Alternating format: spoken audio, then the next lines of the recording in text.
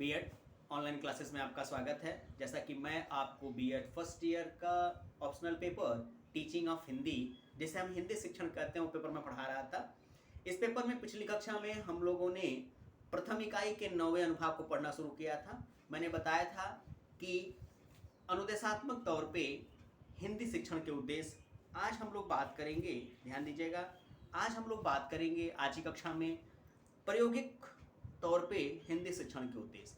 कहने का तात्पर्य साफ साफ ये है कि जब कोई शिक्षक किसी भी भाषा का शिक्षण सुनिश्चित करता है, जब वो कक्षा में उस भाषा के ज्ञान विज्ञान को लेके पहुंचता है, तो उसका उद्देश्य होता है कि कक्षा में उसके बैठे समस्त छात्राएं उसके द्वारा दिए जाने वाले ज्ञान को प्राप्त कर लें। सैद्धांतिक दृष्टि से अगर हम बात करें तो कहा जाता है किसी भी ज्ञान विज्ञान को अस्थायी बनाने के लिए, मनोवैज्ञानिक दृष्टि से भी यही बातें साबित होती हैं। कहा जाता है किसी भी ज्ञान विज्ञान को किसी बालक के मन मस्तिष्क में अस्थायित्व बनाने के लिए आपको 3 प्रक्रियाओं से गुजरना पड़ेगा उसके सिखाने की अवस्था में। सबसे पहले तो उसे बताना पड़ेगा, दूसरा उसे समझाना पड़ेगा और तीसरा उसे लिखा के रटाना पड़ेगा।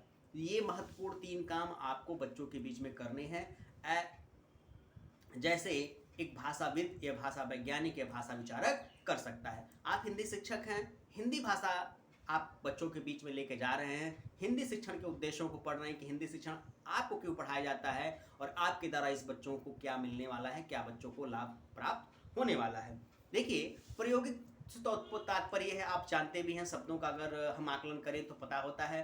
प्रायोगिक का मतलब होता है प्रयोग रूप में ले आना। जैसा कि मैंने अभी आपको बताया, किसी भी बालक को किसी भाषा का ज्ञान अगर सिखाना है, उसे बताना है, तो आवश्यक हो जाता है, ध्यान दीजिएगा, आवश्यक हो जाता है कि प्रायोगिक तौर पे हम इस बालक को सिखाएं, पढ़ाएं, उसके बाद उस चीज़ों को उनके सामने लिखा दें। क्योंकि जब आप किसी भाषा का लेखन ज्ञान सीख लेते हैं तो ये माना जाता है कि वह ज्ञान आपके मन मस्तिष्क में अस्थायित्व प्राप्त कर लिया है।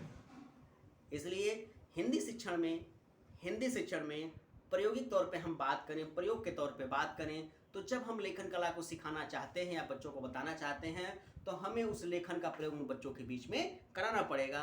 और ये लेखन कला ही ये आभास कराएगी, ये बताएगी किसी भी बालक के व्यक्तित्व के बारे में कि बालक ने कितना भाषा का ज्ञान प्राप्त कर लिया है। अब कुछ महत्वपूर्ण उद्देश्य जो स्पष्ट होते हैं, इनकी चर्चाएं हम आपसे करेंगे। एक एक करके उन चर्चाओं को मैं आपके सामने रखूंगा, एक एक करके उन बिंदुओं को मैं आपको बताऊंगा। देखिए, प्रायोगिक तौर पे हिंदी शिक्षण के उद्देश्यों की हम बात करें तो सबसे पहला जो उद्देश्य पूरा होता है हिंदी शिक्षण का, प्रायोगिक तौर मतलब लेखन कला के विकास हेतु, वह होता है हिंदी भाषा के लेखन, वाक्यों, शब्दों, अक्षरों का व्यापक ज्ञान कराना। सही बात है, हम एक बालक को उस भाषा के बेहतर ज्ञान से परिचित कराना चाहते हैं तो आवश्यक हो जाता है उस भाषा के संबंध में जो शब्द हैं, जो वाक्य हैं, जो अक्षर हैं, इन सब के निर्माण में, जो वाक्यों के निर्माण में जो व्याकरण का काम या व्याकरण का कार्य लिया जाता है, जो संक्रियाओं का कार्य लिया जाता है, उनका व्यापक ज्ञान बच्चों को प्राप्त हो। और ये ज्ञान कब प्राप्त होगा? जब इन बच्चों को समझाने बताने के बाद इसका लेखन उन्हें करा दिया जाएगा। दूसरा उद्देश्य होता है प्रायोगिक तौर पे हिंदी शिक्षण का, वो ये होता है कि हिंदी शिक्षण में बच्चों को ज़्यादा लेखन करने और उन्हें सीखने के लिए प्रेरित किया जाता है ताकि वो बेहतर तरीके से किसी भी शिक्षक द्वारा बताए गए तथ्यों को समझ सके और जान सके। अब ध्यान दीजिएगा, हम लोग बात करेंगे तीसरे उद्देश्य की।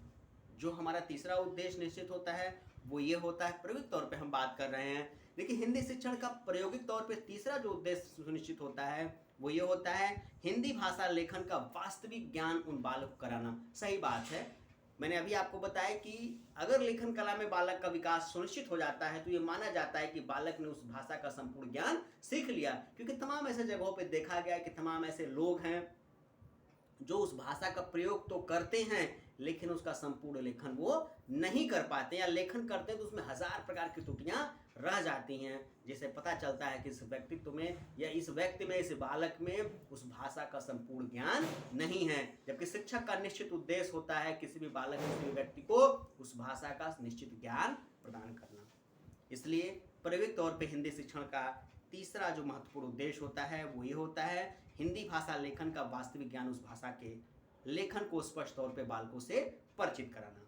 अब प्रायोगिक तौर पे चौथे उद्देश्य की हम बात करेंगे। प्रायोगिक तौर पे चौथा जो उद्देश्य होता है वो ये होता है कि हिंदी शिक्षण का प्रयोग करके, ध्यान दीजिएगा, हिंदी शिक्षण का प्रयोग करके, लेखन का प्रयोग करके हम हिंदी साहित्य के, हिंदी इतिहास के, हिंदी के व्यक्तित्व को, हिंदी की विचारधाराओं को संपूर्ण भारत में फैला सकते हैं। अंतः मन में उत्पन्न कल्पनाओं को हम लेखन के माध्यम से, विचारों के माध्यम से संपूर्ण भारत में प्रकाशित कर सकते हैं। ये चौथा उद्देश्य होता है। और पांचवें उद्देश्य की हम बात करें, ध्यान दीजिएगा, पांचवें और अंतिम उद्देश्य की बात करें तो पांचवा और अंतिम उद्देश्य जो हमारा होता है, प्रयुक्त तौर पे हम बात करें, वो ये होता है कि प्रयोग से हमारा तात्पर्य हिंदी भाषा के शिक्षण के उस आयाम से है जहाँ किसी भी भाषा के कारूप में हम उसे स्वीकार करते हैं। यानी अर्थात यह कहा जा सकता है कि हिंदी भाषा शिक्षण के माध्यम से हम बालकों के मन मस्तिष्क में एक ऐसी लेखन कला का विकास करते हैं जो बालकों के भाषा विकास को, भाषा के संदर्भ को सुनिश्चित करे। तो आज की कक्षा में बस इतना ही। इस अनुभाग की जो शेष बातें छूट रही हैं, इसकी चर्चा हम आपसे अगली कक्षा में करेंगे। धन्यवाद।